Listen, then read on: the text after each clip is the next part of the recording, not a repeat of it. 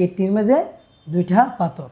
আমার আম্মুরে অনেক দিন যাবত মনে করেন ঢাকা, বাইজিতপুর, লসন্দি, মগবাজার অনেক কিছু অনেক জায়গায় মনে করেন জটিল কঠিন লোকে মানে ধরতেছি, ধরে অনেক টাকা পয়সা আমি লোকসান করেছি।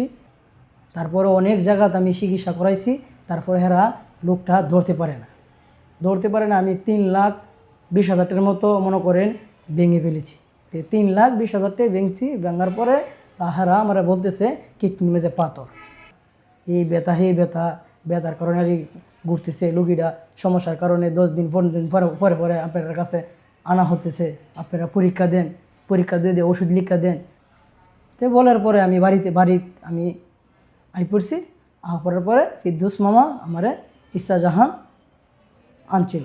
আনার পরে ইচ্ছাজাহান আমি 2টা পরীক্ষা করি। 2টা পরীক্ষা করার পরে আমাকে কইতে অপারেশন করতে হইব।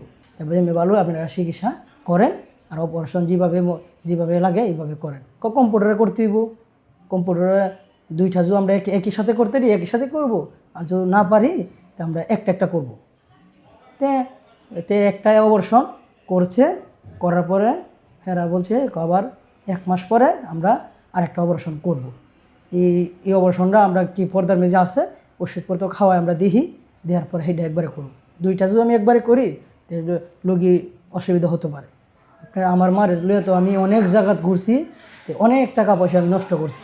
তারা বুঝছেন আমি মনে করেন 5 লাখ টাকার মতো আমার অলরেডি আমার গেছে গা। আমি অনেক টাকা পয়সা যখন নষ্ট করার পরে তে আমার মাথা মুতা আর ধরে না।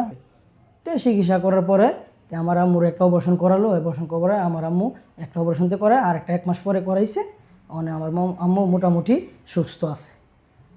আপনারা যদি জটিল কঠিন রোগে আপনারা ভুগতেছেন, বিভিন্ন জায়গাত অনেক টাকা পয়সা খরচ করছেন, তারপরে যদি আপনারা মানে কোনো চিকিৎসার সমাধান পান না, তে আপনারা ইচ্ছাজাহান আসবেন।